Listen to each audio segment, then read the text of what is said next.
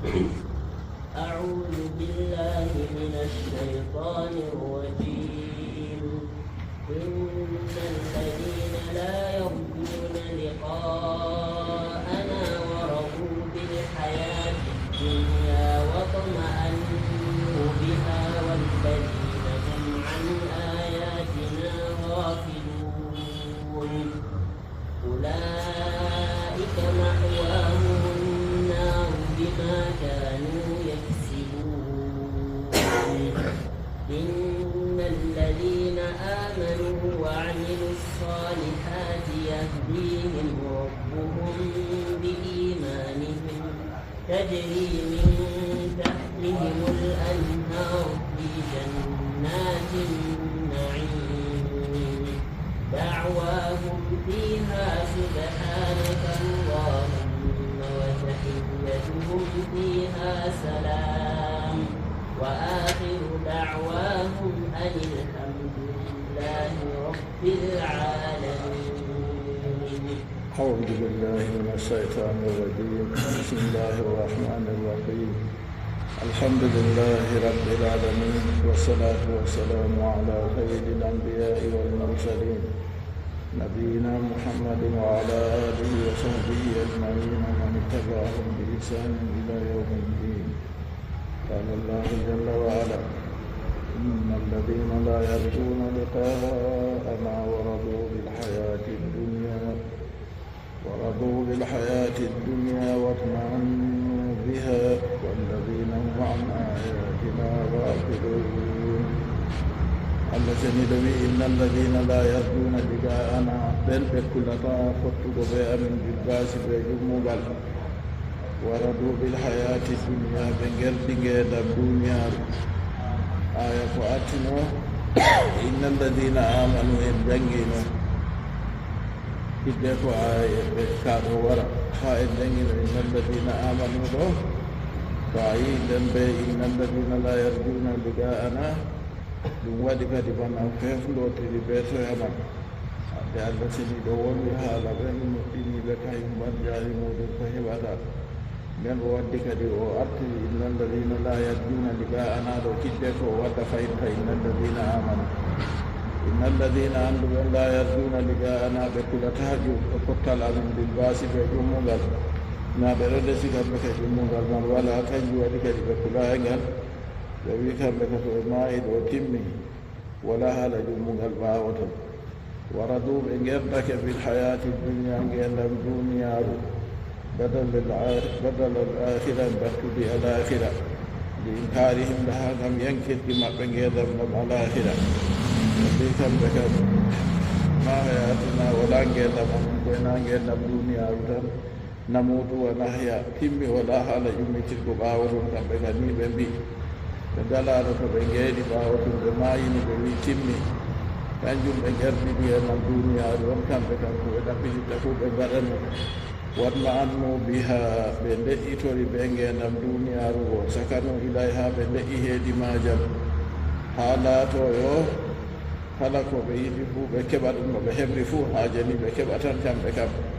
ngam ɓe keɓa no ngendam maɓɓe duniyaaru o no wooɗi ono ngendam maɓɓe boosa kamɓe wonon kadi ɓe huulayi kamɓe ka foɗɗugo ɓe allah seniɗo ngam ɓe andano ma ɓe gonɗinayno ma kamɓe ka jummungal ɗum ɗon sakko nden walladina hum an ayatina ɓen ɓe laati al ayaji amin dalaila wahdaniyatina dalilaji gotimmaku amin gafiluna ɓe goytuɓe tarikuna linnadari fiha ɓe acciraruɗo he dalilaji gotimmaku amin to nini ɓe ndeƴƴitino ɓe woɗino hakkilo ka ɓe yiyanno ɓe duwatano ɓe suhlantano kamɓe ka dumago ha duniyaaru atamnuna bi kulli ri'in ayatan ta'basun wa tattakhiduna masani'a la'allakum tahtadun annuma wono to on dumotoɓe ha foroyi kamɓe ka ɓe ɗo yiya ɓe nduman ndumedam maɓɓe ha duniyaaru ɗo heewi wala hunde wonde feere ni ha giɗɗe maɓɓe kamɓe amma muminel kani kam nanon ulaika ma'wahumun nar ɓen ɓe laati kamɓe ɓe kulata fottuki amin ɓe gerɗiɗi e nan duniyaaru ɓe ɓeƴƴiti ha majam ɓe laati ɓeɗo woyti ha dalilaji gotimmaku amin ko hollata ɓe Allah seniiɗo gooto kanko tan woni deweteeɗo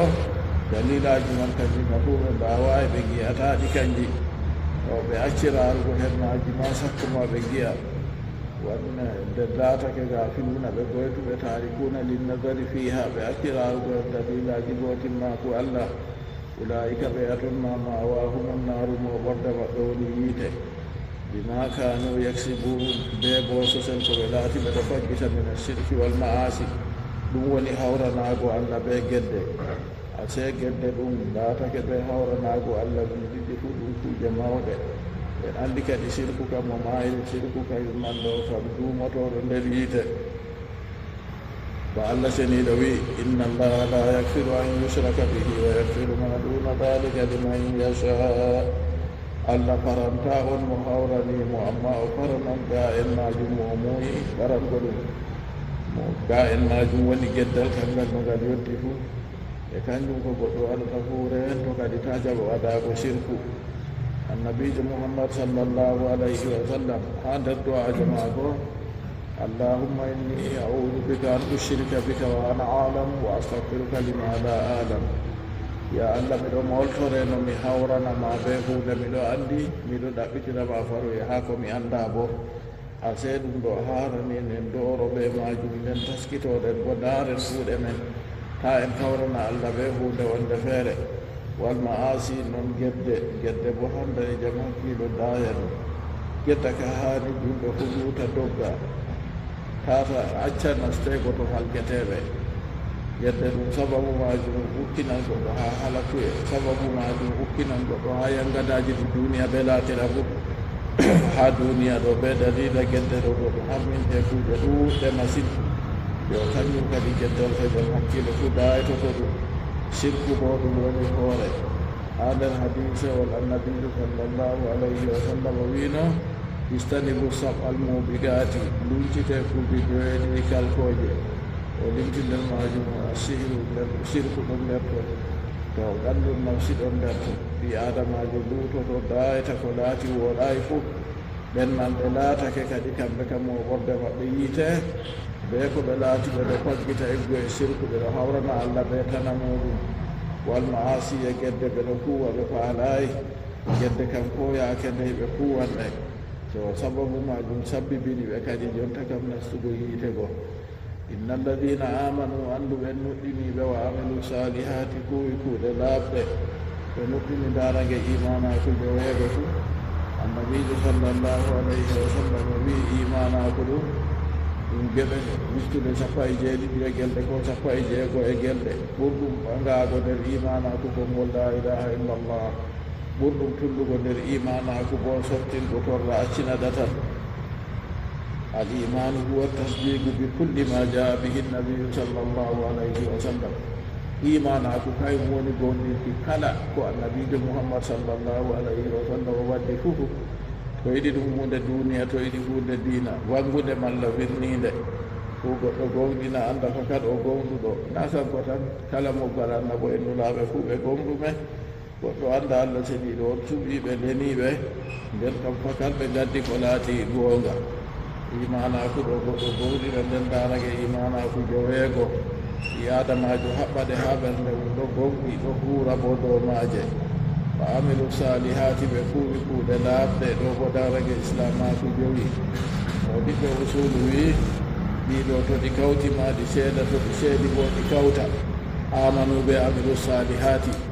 to amanu wari feere mum tafsire ɓe amilu salihati fu to amilu salihati wari feere mum tafsire ɓe amanu fu wala no sahirta goɗɗo laata oɗo huwa kuuɗe oɗo ɗowtani Allah ndenna o muminijo ɗum waɗata ko moye ko muminijo imanaku maɓɓe ɓurɗotira ferɗidira noon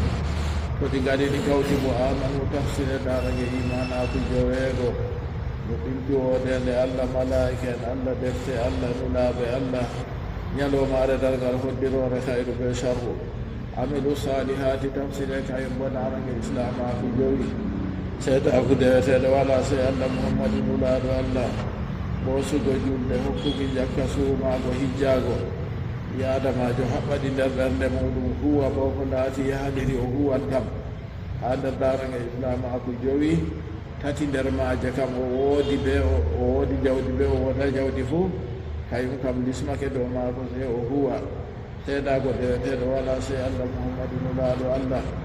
ɓe juulugo ɓe suumugo ɓe kam daarange ɗen tati kam ɗaɓɓita e haala maral amma hijju ɓe jakka ɗaɓɓiti seeto allah seeɗi ɗo hokkimo moƴƴere muɗum wonde feere hawri ɗon bo ta o yejjita moƴƴere allah kadi jakka o hokka tawe jakka bo aɗon itta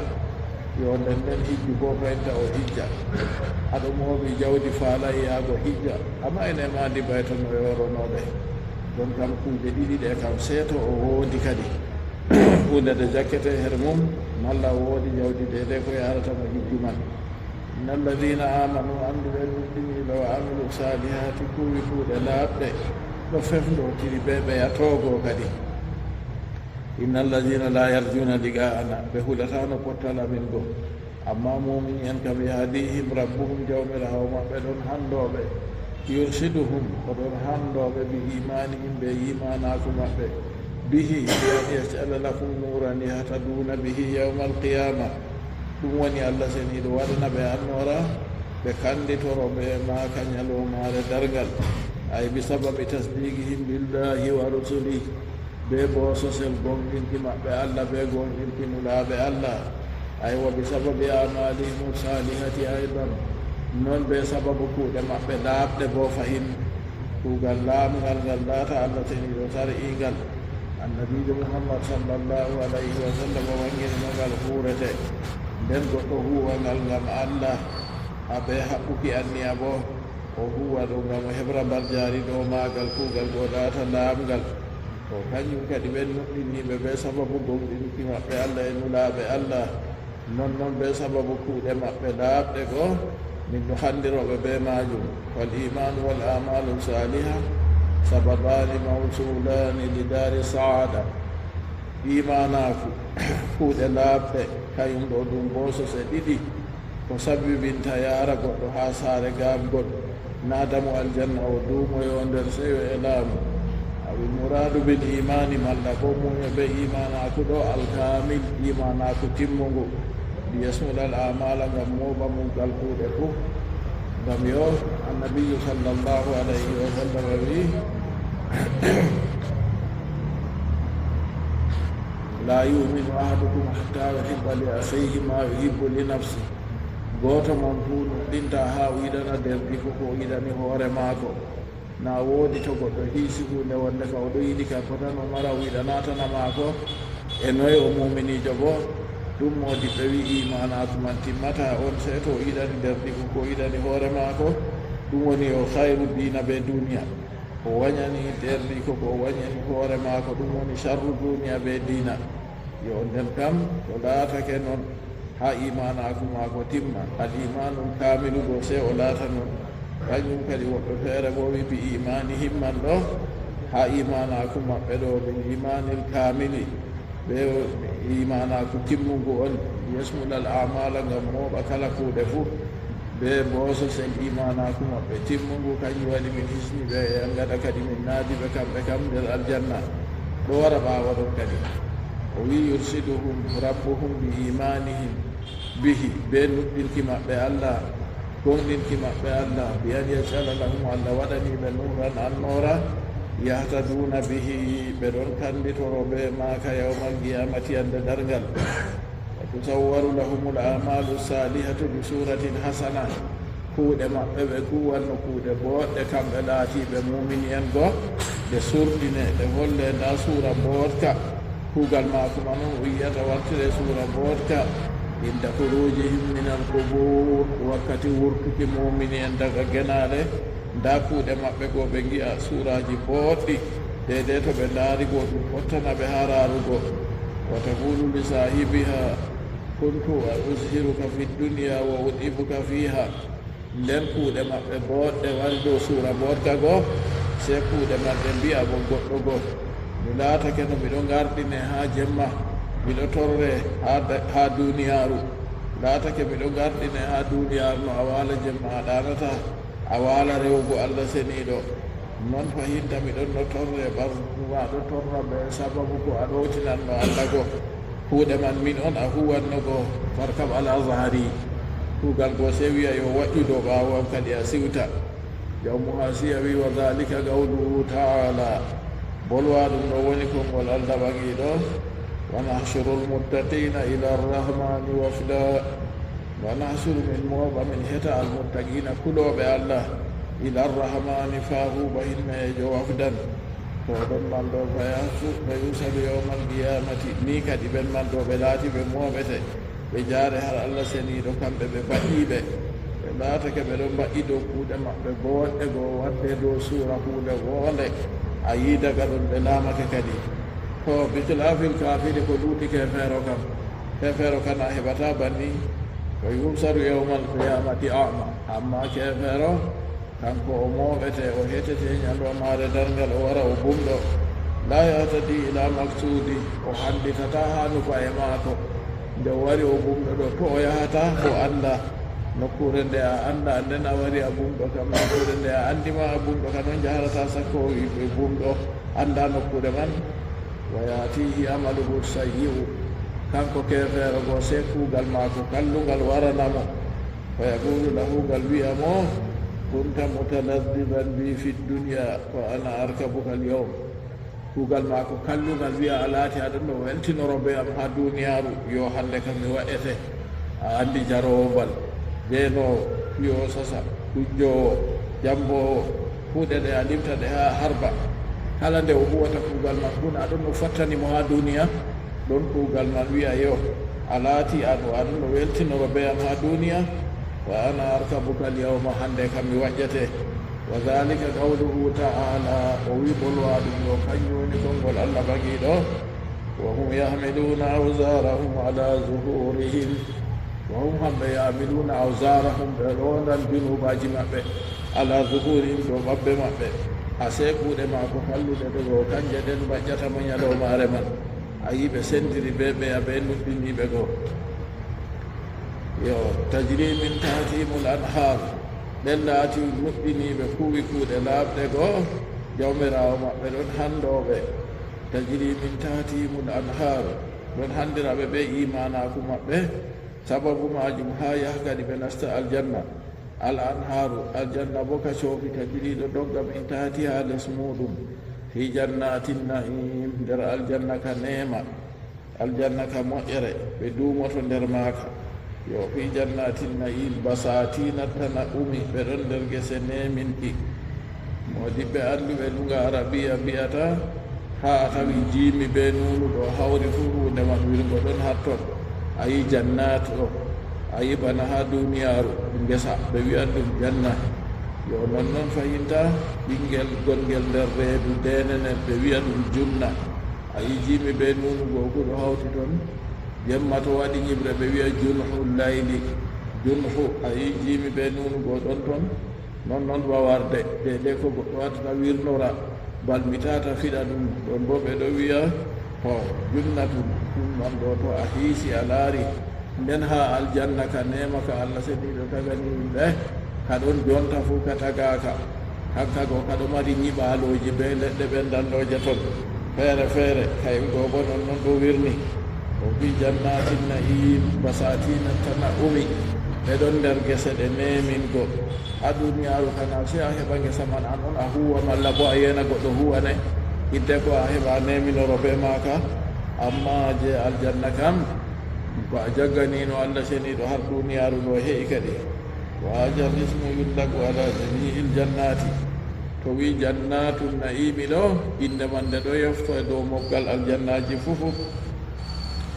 wa liman khafa maqama rabbihi jannatan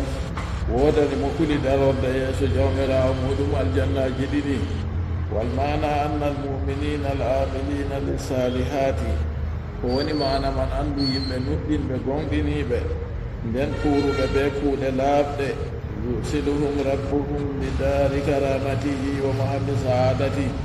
jawmirawo maɓɓe ɗon yahara ɓe yottina ɓe ha saare karama muɗum saare teddungal muɗum e nokkure gabgol muɗum nokkure to goɗɗo yahi ni ko mari haaje kam fuu heɓi ɗon ko hulata bo fufu o hisi tajri l anharu fi bijanibi gusurihim maaje bo ɗon ila ha bange cuuɗi maɓɓe na ba maaje duniyaaru dey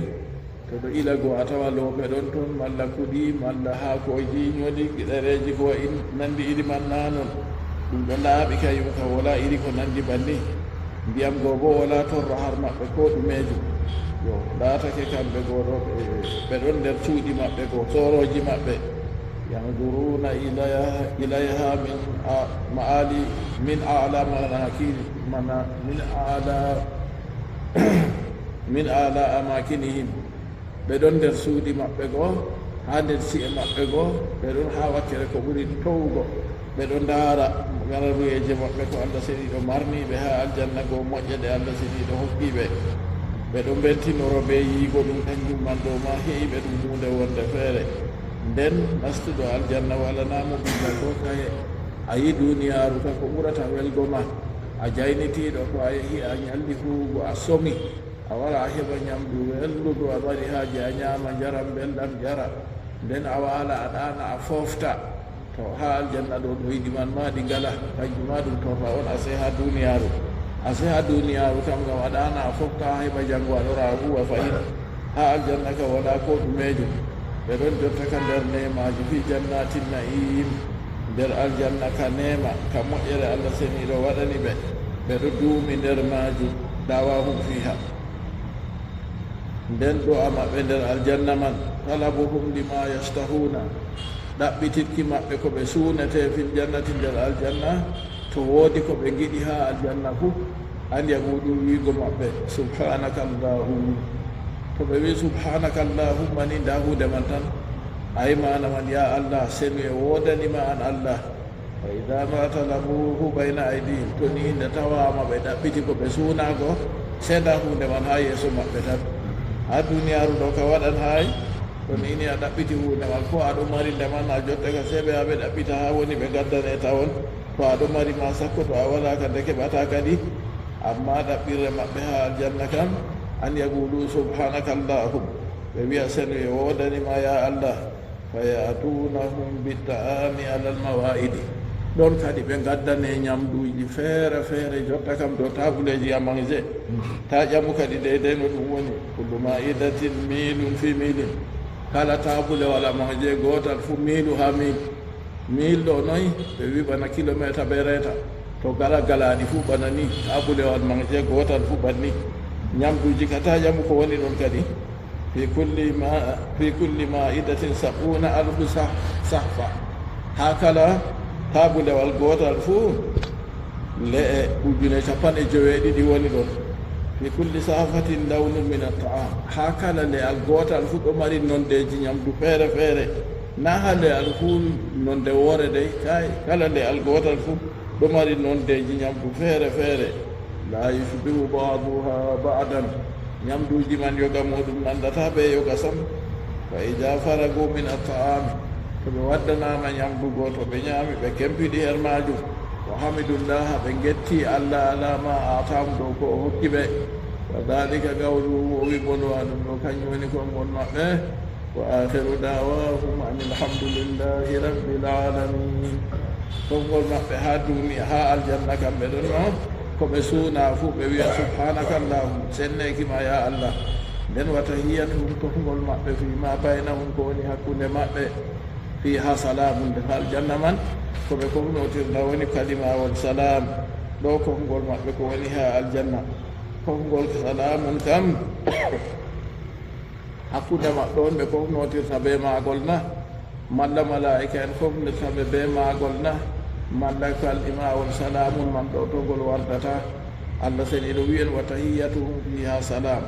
konngol maɓɓe heedi aljanna assalam a andi ko wiyete salamun bo salamun ɗo ɗum ha duniyaaru allah seniɗo to e tagi annabi adama alayhi salatu wassalam o wimo nda yaha wongal malaika en jooɗiɓe ɗo toon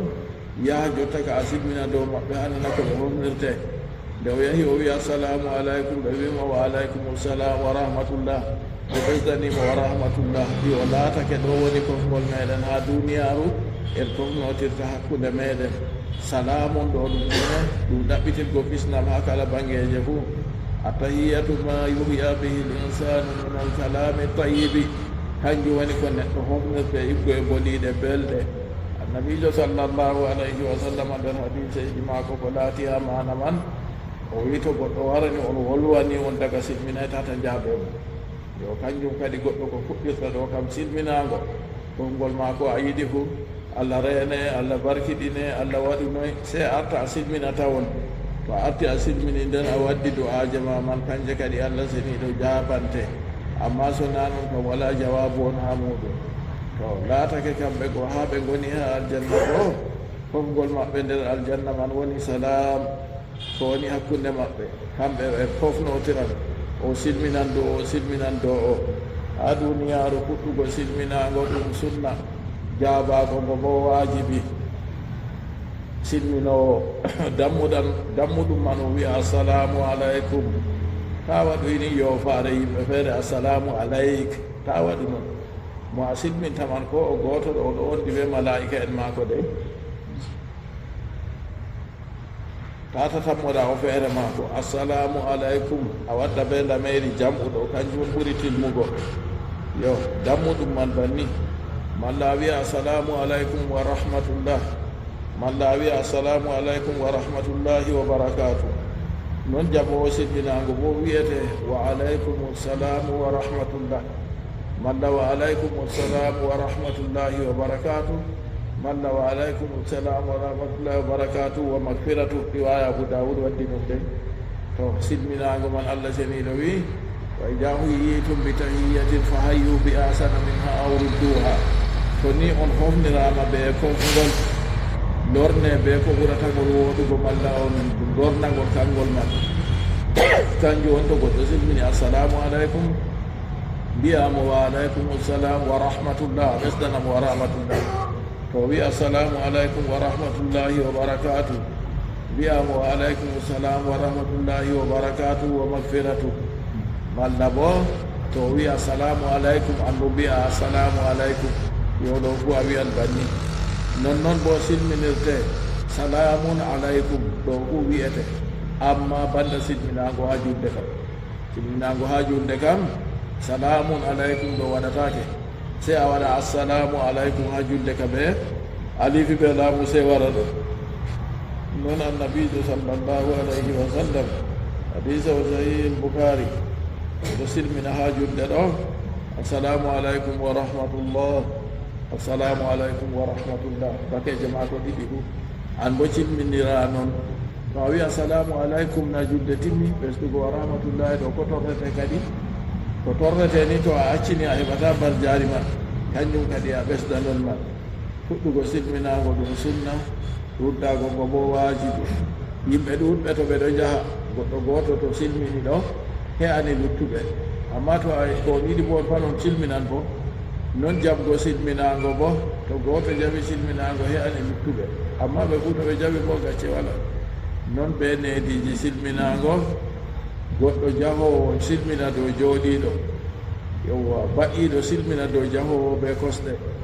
yimɓe famarɓe silmina dow ɗuɗɓe ko nandi iri ɓanni ɓe nediji muɗum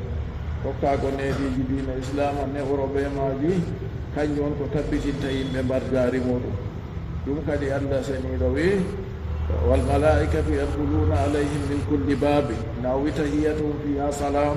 silminago maɓɓe nder aljanna ɗo woni assalam assalamu ɗo en ndaara ɓi adamajo julɗo ɗo o laati o muslimu to nden dina maako bo laati al islam ase kanjum woni salam ɗo kisdam go woni her muɗum kisdam ɗo kanjum woni jonde jam kanjum en ɗaɓɓitirta ha kala wakkatiji be nokkuje be jamanuji fuu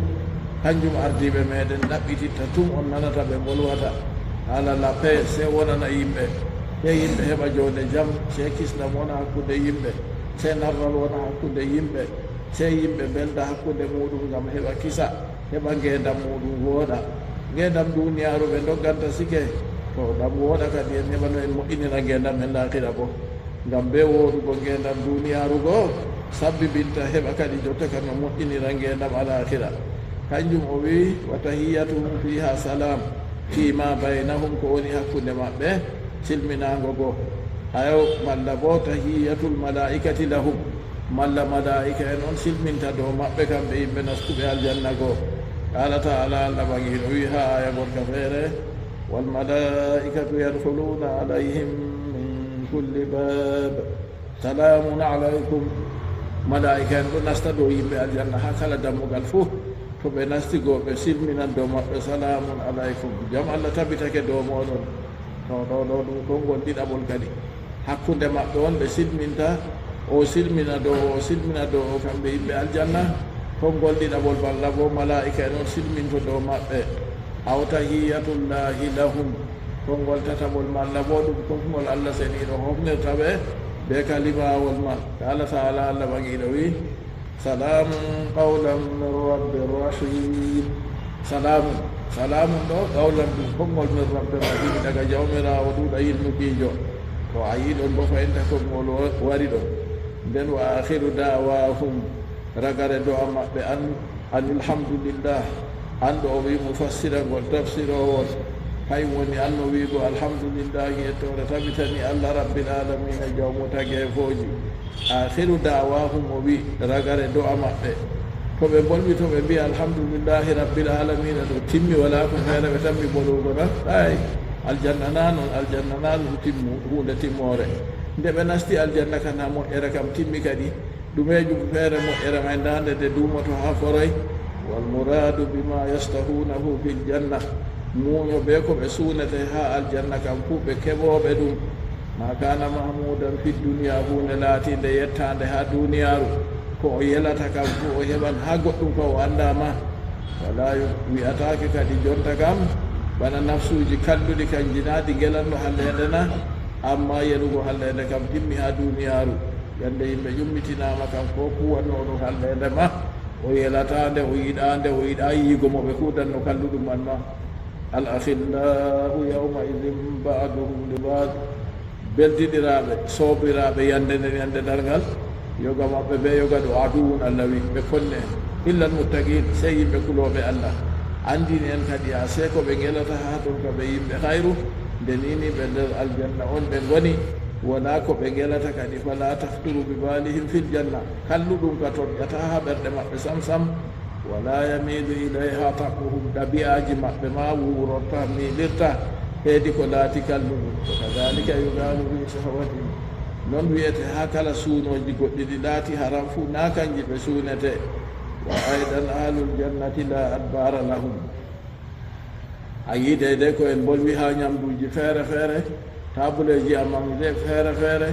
le'e feere feere dow ɗon ñamduji feere feere woni ha kala le'al gootal fuu to ɓe ñaami ɗon hiisa laaru kadi goɗɗo ha duniyaru o heɓi ñamdu ɗuundu ɓanni o ñaami ha fottanimo o heɓi ko o yara o yari o ɗonɓitake ragare majum na woodi ko yiɗi wurtugo ɓanndu sooɓa ɓanndu ho ako nafata ɓanndu go goɗɗum warta ƴiiƴam goɗɗum warta ndiyam goɗɗum laata ɗum henndu laata fomɗe goɗɗum dilla fuɗna kusel ha ɓanndu maako o fayra ɓe man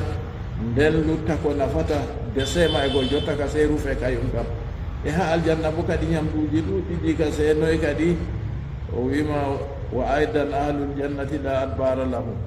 yimɓe aljanna ɓabɓe walanaɓe a andi ɓabɓe ɗo jamɗum ɓaawo a andi ko en somata ɓe wiigo ɓaawo ɗo ɓaawo ha pellel ɓe gaɗirta haaje ɗo kanjum ɗo wala ha yimɓe aljanna wala yatagawwaduna fiha ɓe gaɗata haaje nder aljanna goɗɗo ñamdu man o ñamata ɗo par o waɗata haaje e seynoy kadi lima fil hadisi ngam ko woni ha hadis ahlul jannati yakuluna fiha wa yasrabun wala yataziluna wala yabuluna wala yatagawwaduna wala yatamakhatun qalu fama balu ta'ami qala jusaa'un wa rassun farassil misk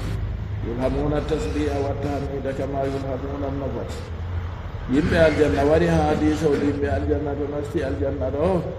yakuluna fiha wa yasrabun ɓe ñaman ha aljanna ɓe jara ko fottanta ɓe wala yadkuluna amma ha aljanna ɗo goɗɗo ñittata wala yabuluna ɓe bawlata coofe nangata goɗɗo zakko yawo zonga wala yatagawwadun ɓe yahata ɓe gaɗa haaje wala yamtakhiduna ɓe ñittata galuɓe mbi fama balu ta'am e no yaake ñamdu man kadi to ɓe ñaami ɗo noy wa'ata raarule nokkure wulnde to yimɓe ñaami ñamdu sakko ma to ñamdu goo bo ɓe citta ha ton a yiyano yimɓe ñittirta mere mere ɗum fu majum ɗum wala to ɓe ñaami ñamdu aljanna. Qalu ɓe mbi fama balu ta'am, e ko yaake ñamdu man kadi to ɓe ñaami ñamdu may noon ndu waɗata? Qala jusa'un, o wi ɗum laata ɗum wa'ere tan, wa rassun ka rassil miski, non bana uurego liggo e uurego luɗɗi misikri,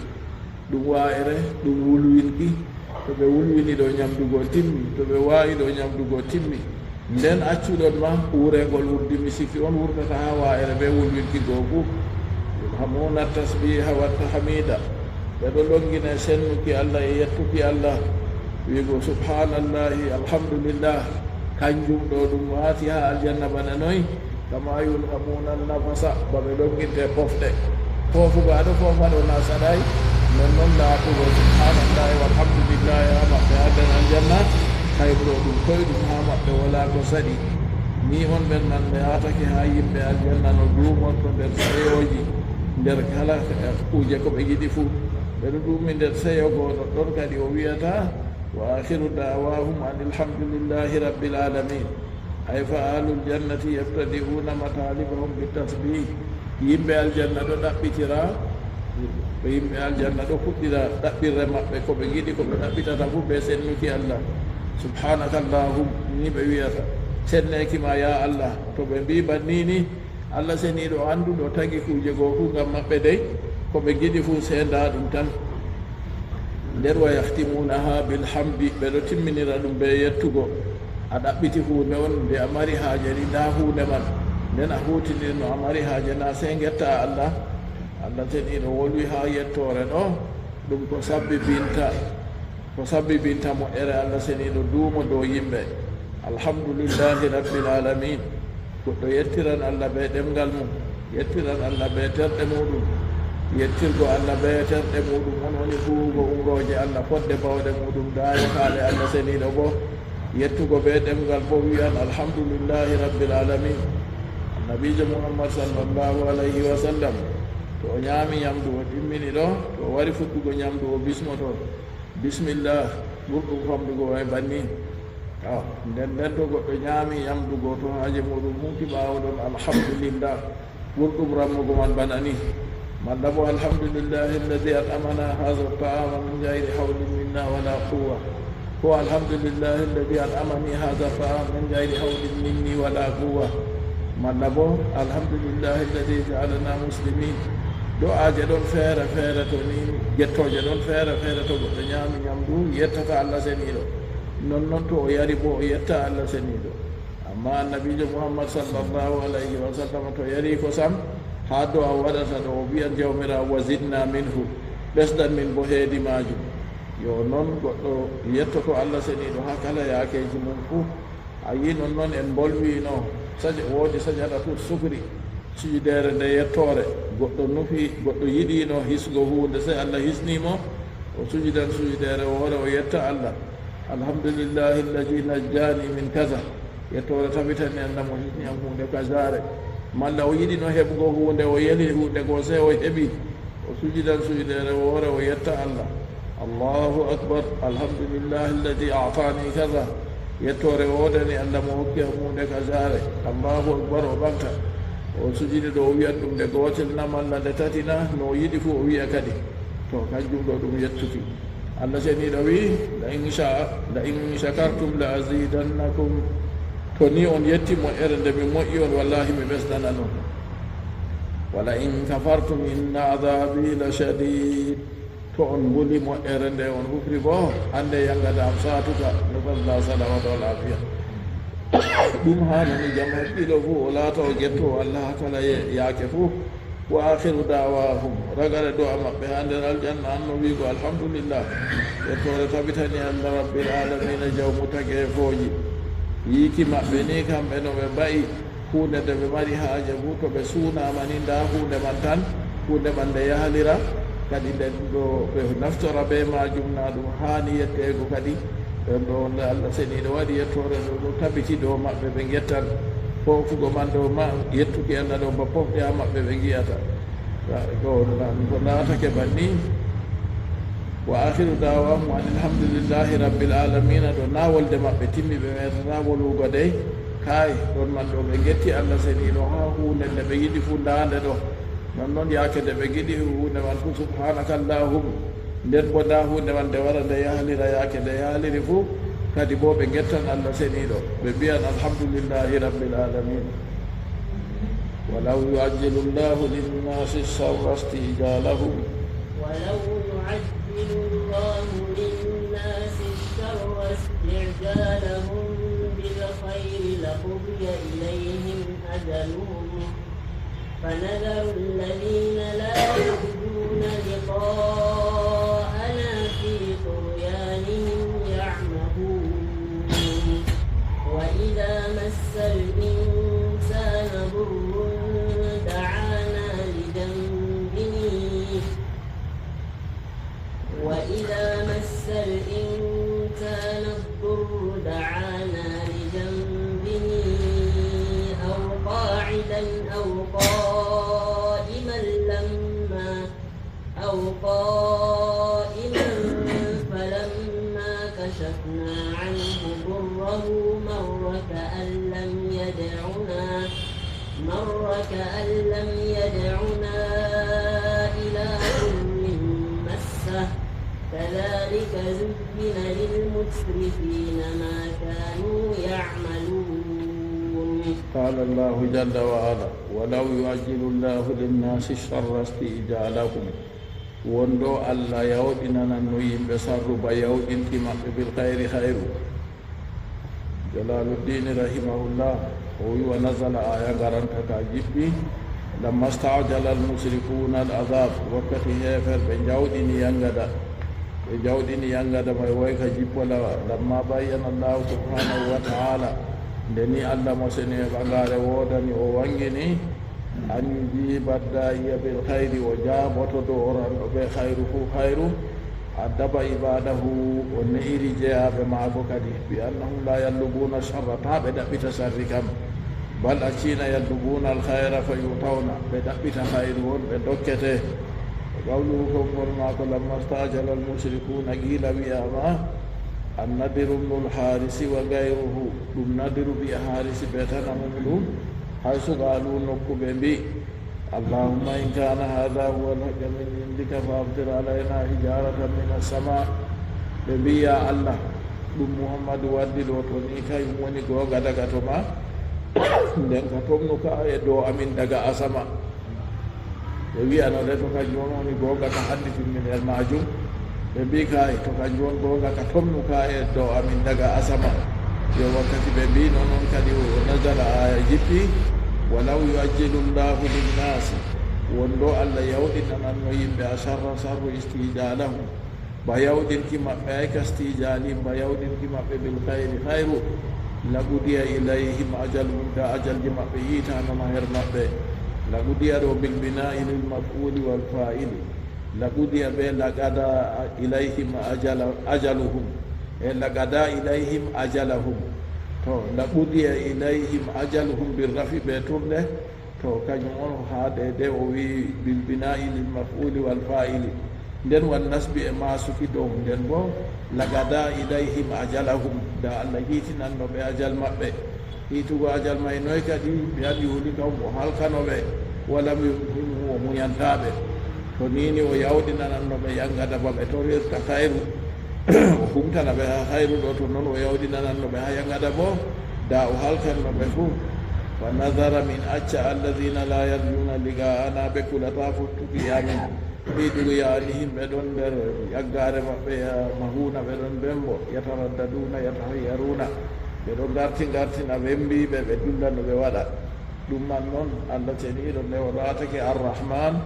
to nini ɓe tori yangada man ɗo o yawɗinantaɓe yangada man banto ɓe toriri hayru no hokkirta ɓe to ɗon man ɗo to nanon no kada ɓe halkino lagudiya ilayhim ajala min ɗo la uhliku jami'an da ɓe kalkamano ɓe ay la huliku jami'an da ɓe kalkanoma ɓe fu o laluten ɗo wal mana ko woni mana anna nnasa inda algadabi walbajar andu yimɓe wakkati tikkuki a hamnuki to hunde ɓilli mo hamnimo machine o tikki ɗo gadi yad'u ala anfusihim gadi yad'una ala anfusihim wa alihim wa auladihim bil mawti to goɗɗo ɓerni o tikki huude ɓiɗɗimo machine hamnimo ɗo yaake man ɗo to hakkillahi ɓe toran do a kalluka dow nafsuji maɓɓe e koreji maɓɓe e ɓiɓɓe maɓɓe fof yaake feere ha goɗɗo toramayde fof to ɗo man ɗo no laatake goɗɗo ɓerniɗo ɗo waɗa non to allah teni ɗo jabanimo ɗon man o maayi kam toy kadi na o timmiri ɗo kalluɗo mo metata huugo kuugal gongal feere na wa tajilul bala'i kama yad'unahu birrizqi warrahma e yawɗinki maɓɓe torugo masibo banno ɓe torgata risku ɓe hinna e allah walaw ajabahumullahu ida da'awhu to nini allah jaabirino ɓe wakkati ɗo ɓe do'iri ɗum bi sharri ɓe sarru alladi yastajilunahu bihi ngu ɓe yawɗinirta ɗum ɓe man mislu baneru ma yudibum ko allah jaabirta ɓe ida da'awhu bil hayri to ni ɓe tori allah hayru la halakahum da allah halkino ɓe walakinahu min fadlihi wa karami amma se kaka nder moƴƴere allah e saabu maako teddugal maako yastajibu lidda'i bil hayri allah ɗon jaɓana to hayru wala yastajibu lahu bi sharri amma o jaɓantamo ha sarri kam falibratu bi umumi lafdi ko taskititte ha ayaje qur'anu ɓe huɓugol lamajuji muɗum la bi hususi sababi na ɓe hertuki sababu to arari ko ɓeɗo biɓe noon to nini ko muhammadu waddi ɗo kanjum woni gonga jippinka to kanjum won gonga hama jawmirawo tomnuka e dow amin daga asama kamɓe mayɗona allah tomnanaɓe ka e man to ayyay hayruji bo ɗuɗɗi machine ɓe ɗo keɓana kanjum to nini allah tegiɗo jaɓirannoɓe ɓe torna maɓɓe ɗo kam da ɓe kalkanno wala lutto ko goto amma se kaka allah teniɗo ɗo muyani ɓe to ɓe tori hayru allah jaɓana ɓe to ɓe tori sharru bo allah jaɓantaɓe ɗo muyani ɓe ɗo ɗo fallan min huwa karaman ɗum laatake moƴƴere daga to maako ɓe teddugal ida aliyati ajaluhum oɗo muyana ɓe ni ɓe torugo sarru man ni ha to ajal maɓɓe wari fa ida jaa ajaluhum la yastakhiruna anhu sa'atan wala yastakdimun to ajal maɓɓe yetti to ɓe sabbititta ko wakkati ɓe artata bo ɓe maaya daga ajal go waɗay fal muminu yalgan na'imat da'im ɓaawo maayde go kadi nuɗɗiniɗo kam gonɗinɗo kayum kam fottan ɓe nema nduumika ha foroy wal kafiru yalgal azaba da'im kefeero kayum bo fottoya ɓe yalgada nduumika ɗum kadi de ko ɓe ɗaɓɓitirta ha duniyaru do'aje maɓɓe ɗe ɓe gaɗata ɓe tora allah seniɗo halakuye to nini ɗum woɗi gonga ɗo allah yawɗinantaɓe ɗum muñani ɓe ni ha laata to yaake ajalji maɓɓe yetti o wi fa nazaru nadruku min acca alladina la yarjuna liga'ana ɓen ɓe kulata pottal amin ɓe kulata yangada amin ɓen ɓe nuɗɗinayi ƴummugal ɓaawo mayde ɓe ɗo tamma kamɓe ka to ɓe maayi ɗo timmi to kamɓe man ɗo min ɗo acca ɓe kadi fi ɗum yanima jaggare maɓɓe yamaruna ɓe ɗon ɓen ɓe taradda ɗum ɓe ɗo gartina mutahayyirina ɓen mbiɓe to goɗɗo baɗowo non ɗo anda ko huwata on ban goɗɗo jonta kam o dillana o lorana o anda oɗo tarkitina hen ton nonnoon kamɓe go ɓe ɗon ɓen mbi ha ajalji maɓɓe go wara wa ida massa l insana durru to ni torra memi neɗɗo insanu ɗo ɓurna fu to nini qur'anu waddi banni ɓe mbiya alkafira kefeero to seeto to nanon to waɗi jowni muminu kana yi sendiran to naafigu bona sendiran amma to wari banni ɓurna fu wa ida massa l insana to ni memi neɗɗo alkafira kefeero addurru torra almaradu ñaw wal fakru e talakaku to ni memi goɗɗo kefeero gadda kala kuuje saɗirma fu oɗon no mari kuuje maako goɗe kalki o yani heɓgo hunde wonde feere o heɓayi torraji man ɗi ɗuɗɗi machine yaake feere memata kefeero to waɗi noon goo da'anali jambi yaake man kefeero man o ƴownira min heedi wangere maako ay muttajiyan o baaliɗo mbiyale o ñawɗo oɗo waali o wawata ƴummaago yaake man kam hirlitan se allah seniɗo o toroto o kefeero dey amma yaake man ka se allah awga iman malla o jooɗiɗo o wawata jummaago se allah o toroto awga iman malla o dariɗo ɗume ɗum yiɗi wiigo fi kulli haali ha kala yaake no o woni fof to ni torra mewimo kanko kefeero go dey o hillitan yaake man kam o laamu o toroto ha huncanamo torra ka wondiɗo se allah to kadi nde o hirriti ɓanni kam to nini o tori allah huncanimo torra go konto o jootake kadi dow torugo allah ha laɓɗum to torra ka dillini o lortoto jottaka herde de ko wonno ɗum man ɗo laatan deydey kanko man kefeero man no o woni haa torra kam to heewtiimo non noon Allah seniiɗo wolwi to ni ɓe ɗon nder maajo en peƴƴe waɗi ko mboal ɗimbi yaake man kam yakuna mukhlisina lahu ɓe yaake man ɓe toran Allah ka tan ɓe laɓɓinanta du'a walamma najjahum ila albarri to nde Allah seniiɗo hisniɓe ɓe dilli haa jolde jahum mushrikun seendaɓe ɓe ɗo hawrana Allah ɓeetanamo amma yaake henndu waɗi wari dimbilanawal ko boal haa nder maayo ɓe ɗo giya ba ɓe halkalka sey Allah tan ɓe toroto non o bo to torra heɓiimo kala yaakeji maako fuu o baaliiɗo na o jooɗiiɗo na ko malla o dariiɗo Allah tan o toroto yaake ma walamma kasafna anhu durrahu wakkati nde min hunciniimo torra maako go ka itti marra ala kufrihi sey o waɗi dow keferaaku maako tan o lorti o jootake dow keferaaku maako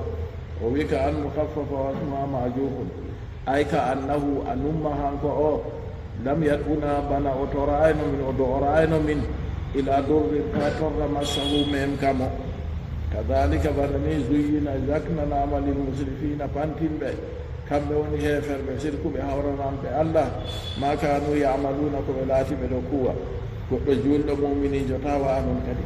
o laata kanko ka o torowo Allah seniɗo to hayru ɗo warima o yetta Allah seniɗo ɓesdatorde to sarru warima o tora Allah seniɗo ko wumtanimo o yetta ɗum yo kanko ka tata o wa'a bana kefeero go kayum kam to heɓi haaje muɗum humtini lorto dow keferaku seeto torra lori heɓi ɗum kadi bonden lora tora Allah seniɗo kam tata o wa'ano kanko muminijo ka o tora Allah hayru kala yaake fuu o andi fakat to nini masibo heɓimo ɗum hoddirore Allah o tora Allah huncanamo to Allah hunci bo o yetta ɗum to nini ñaw heɓimo o andi hoddirore Allah o toro Allah o ɗaɓɓita ñawdigo ha yimɓe anduɓe to o ñawdake o yetta Allah seniɗo dow majum kala ka ko heɓimo o ɗaɓɓitino laawol jaynitare be laawol ngol Allah daknanimo o heɓi o jaynitigo o yetta Allah dow majum o hokkan zakka o nafkan iyalu mako o huwan kuuɗe ɗe Allah seniɗo umrimo to waɗi banni kam la in shakartum la azidannakum to ni on gettika wallahi mi ɓesdanan ɗon wona in kafartum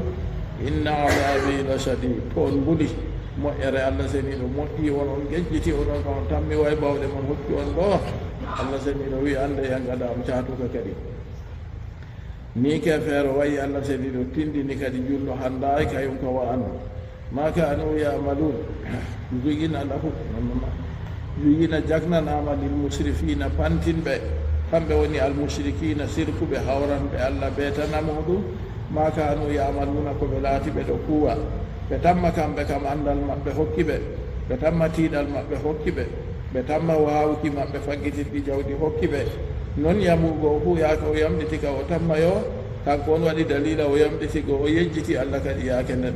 o lortota ko handinimo kam te kanko go o acca lortago heedi jawmirawo oɗo pantini jotta kam ha dow ɓeferaku mako hawranko mako ɓe Allah ha ko huwan ay amalahum fal wajibu ala l insani dawamu du'ai wa tadarrui wal iltija ko laati waajibi ɗo goɗɗo laatiiɗo julɗo kam o dumnatorugo Allah foroy non noon yankinanaago Allah jooñoraago heedi Allah hen wangeere Allah fi kulli haalin ha kala yaake fof o lortoto o yawanda o lorta ha Allah seniiɗo kaymon o torota kisnam ha o heɓa o bisa ngam fakat o anndi wona huunde nde o heɓata koyna to Allah seniiɗo hokki mum hadisul kursi hadisowol juutgol hadisol ngol Abu Darre filli ɗum hadisol ngol Muslim wurtini ha sahinde muɗum o wi onon jeyaɓe am wonɗo arande en mon ragare mon yimɓe mon jinni mon on fuu on dari ɗo e ndi goori kala gooto fof toriyam he torde muɗum mi hokki kala ko moye fof wolwa ɗum ɗo wala ko ustata ko woni am fof ɗumejo yo kanjum man ɗum Allah ɓi adamajo se anda kayum kam fakat Allah timma bawɗejo dow kala hunde ko nde to nini o tori Allah ɗo bo Allah humtananmo o ñawɗo o baaliɗo o jooɗiɗo o dariɗo malla talakaku yettinimo noon malla torra gotka feere yettinimo noon ta o yejjita torugo Allah seniɗo kam ko ndey o ta o laata bana fantiniɓe bana yimɓe musriki en go kamɓe kam ɓe laatake ɓe heenitori ma kanu yamaluna ko ɓe ɗo wuti ɓe laati ɓe ɗo kuwawi amala hum kuugal maɓɓe taw goɗɗo muminijo ka wa'atani kanjum nde laatake kanko o wa'ata noon kam fal wajibu alal insani ko wajibi dow neɗɗo fof to heftanno kam kona o muminijo ni dawamu du'a e ɗum dumnuki do'a haɗi ke feero man yaake nde o ñawino malla talaka hunde heɓimo man oɗo waali ko oɗo jooɗi ko oɗo dari goo nde o torino Allah seniɗo na Allah huñcanimo na to o hefta jotta ka o duuma dow torago man watta darru e yankinanago Allah wal iltija'u e joñorago li janibillahi wangere Allah fi kulli haalin heedi kala yaake fof sima fi haalin sihhati wal ghina sakko ma yaake jaynitare be jamu kam to o laati o jamo ɗo o yettan Allah seniɗo dow moƴƴere jamu Allah yamɗinimo ɗo sey yande to fondu nawimo o waaɗi o ɗanaki o heftan ase jamu ɗum hunde tilimde machine noon jaynitare o wowino jaynitare yande to o talkiɗi yande noon o heftanno ase jaynitare ɗo ɗum hunde tilimde ha maako nden ka yaake jamu be jaynitare ɗo sey o duuma dow torugo Allah yankinana Allah yetta Allah li annahu yusaddidu alayhi fihima ngam kanjum ɗo Allah hoynananmo hen majum ma la yusaddidu alayhi fi gayrima Allah sattinan ɗo majum ko o sattinanta ha tana maako ɗum man ɗo ɓi adamajo yaake o jamo o andano bote jamu sey to o ñawi ko o ñawi ɗo yaake man ɗo ko nini o heɓi o hefti jamu maako ɓaawo ton to o jam hakkilo ka o heftan ase jamu ɗum woodi nokkure muɗum annabijo sallllahu alayhi wa sallam wi kuuje ɗiɗi yimɓe ñaamaɓe ha maaje a sihatu wal fara jamu be ferwaake goɗɗo to laati jamo kay o wawan huugo kuugal ko ngalewal fo ɗum moƴƴere tilimde ha maako yo noon boto goɗɗo jaynitiɗo jaynitare ɗo waddude ko ha ndeere ko jaynitago ko ferware ha maako nawal fara ferwukiɗo ɗo ɗo ferwiɗo na kanjum ɗo ɗum jaynitare ha maako yaake man bo huwan o wawan huugo kuugal ko ngalewal goɗɗo ñawɗo o yiɗi huugo kuuɗe feere o waɗata jonta ha en goni ɗo ni yimɓe feere ɗon no gondi ɓe men waran heɗita janngirde ɓe ñawi ɓe ɗo mbaali ɓe mbawata warugo taw na a yi jamugo goɗɗo a yiya ferwuɗo kay ko goɗo ferwino o yahan ha kotoye fof Allah renen ta ɓilla waɗa ɓe fadda goɗɗo to ɓe faddi goɗɗo ɓe ɗo haɓɓimo o fota yaago ko ha toye yaake man o heftata ferawre ɗo ase ɗum woodi bote her muɗum nasalullah salamata wal afia allahumma jalna ma alladina yasmauna alqawla fa yattabiuna ahsan Allah halloro en heedi ko o yiɗi ko woɗata dina men be duniya men Allah reen en be masiboji ha lesdi meɗen jawle meɗen ɓiɓɓe meɗen Allah lornuɓe ha dow laabi ɓoosiɗi Allah reen en renan en Allah heyan en ha de ko en mbawata ko ɗumen wona ko en mbawino nane masonaɓe moƴƴere Allah